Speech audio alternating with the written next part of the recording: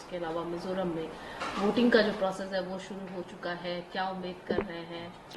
सबसे पहले तो मैं जनता से उम्मीद करता हूं कि ज्यादा से ज्यादा संख्या में निकल के मतदान करें, क्योंकि ये उत्सव है। इस उत्सव में सबको आना चाहिए, सबको अपनी हिस्सेदारी देनी चाहिए इस उत्सव में। तो ज्यादा से ज्यादा संख्या में निकल के मतदान करिए, और निश्चित तौर पे आपका मतदान से ही आपके प्रदेश की किस्मत बदलेगी। हालांकि स्कीम है वो नहीं दे पाए, उन्होंने कहा बाद में हम देंगे मिजोरम की अगर बात। दिन भर का समय है, वोटिंग मशीन में अक्सर कुछ कुछ खराबी होती है, इलेक्शन कमीशन उसे ठीक करवा लेगा, और सबको अपना मतदान बस दें। उनका कहना है कि दिल्ली के सीएम जो हैं वो वही हमारे जो चीफ मिनिस्टर हैं वो बने रहेंगे। अगर जरूरत पड़े तो फाइल हम जेल में भी भेजेंगे, कैबिनेट मीटिंग भी वहां करवाएंगे, लेकिन वही बने रहेंगे क्योंकि जनता ने उन्हें मैंडेट दिया है। आम अराजक पार्टी ये आम आदमी पार्टी नहीं है। आप इस आम अराजक पार्टी था। अराजक पार्टी इतना कल्चर दिखा रही है कि कोई जेल में भी रहेगा तो मुख्यमंत्री बना रहेगा, फाइल ये भेजेंगे। इनके बाप के राज है क्या? लोकतंत्र ऐसे चलता है? शर्म नहीं आती है बोलते हुए? एक मंत्री को कैसी बात करती हैं?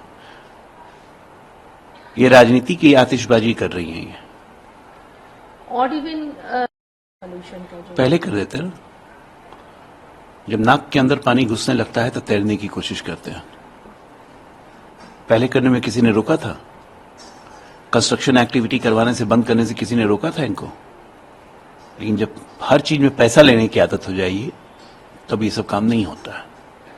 राजस्थान के तरीके के सवाल उठाए जा रहे हैं। मेरे बेटे के पास ईडी को भेजा गया, यहाँ पर नीरव मोदी, विजय माल्या, इतने सारे लोग, इतने सालों से केस चल रहा है, उन पर कोई कार्रवाई नहीं है। अननेसेसरी ये परेशान करने की कोशिश की जा रही है। बीजेपी के अंदर फूट है, हमारे अंदर तो कुछ है ही नहीं। बीजेपी जयपुर में ऑफिस बंद रखती है, टिकट बंटवारे को लेकर भी उनमें नाराजगी। हमारे अंदर तो सब कुछ ठीक है, और कुछ है भी तो वो भी ठीक हो जाएगा। इस तरीके की बातें जो वो कर रहे हैं, तो खुद ही बोलते हैं ठीक है, फिर कहते हैं कुछ है तो भी ठीक हो जाएगा। तो बढ़िया है।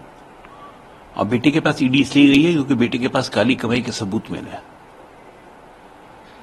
मुख्यमंत्री होने का यह मतलब नहीं कि लूट लो, और उसके बेटे को यह अधिकार नहीं मिलता है कि हर चीज में कमीशन ले, हर चीज का टेंडर का रेट सेट करके रखो।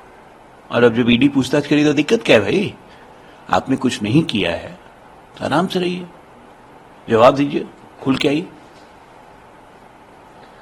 उधर बीजेपी नहीं ज्वाइन करते, और अगर वो ज्वाइन कर लेते हैं तो ये जो महादेव ऐप वाला इशू है, ये महादेव ऐप का इशू नहीं रह जाएगा, हर हर महादेव हो जाएगा, यानी कि सब कुछ ठीक हो जाएगा। उद्धव ठाकरे को ही पता है ना कि भूपेश बघेल के लिए बीजेपी के दरवाजे खुले हुए हैं। अपना कुछ हिसाब किताब नहीं है, दूसरों के बारे में कमेंट्री करना है। अपने अस्तित्व की सोचें, उनका तो अस्तित्व ही खतरे में है।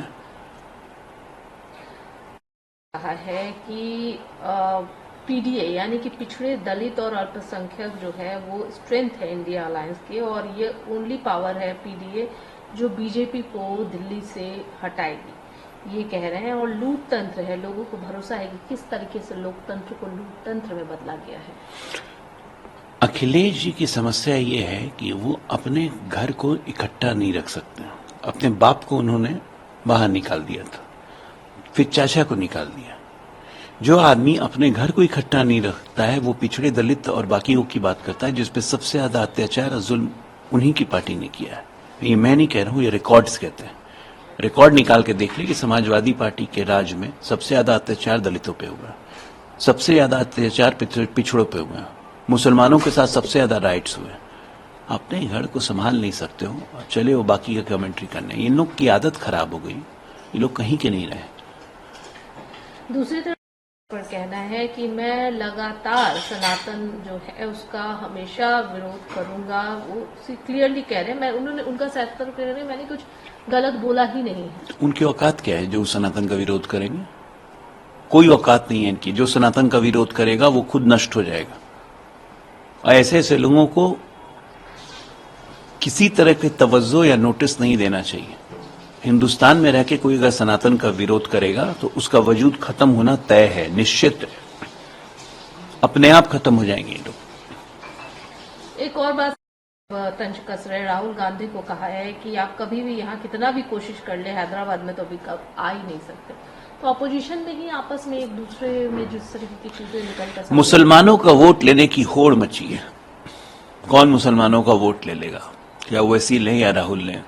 लड़ने दीजिए मुसलमानों के वोट को, हिंदू को कौन पूछ रहा है?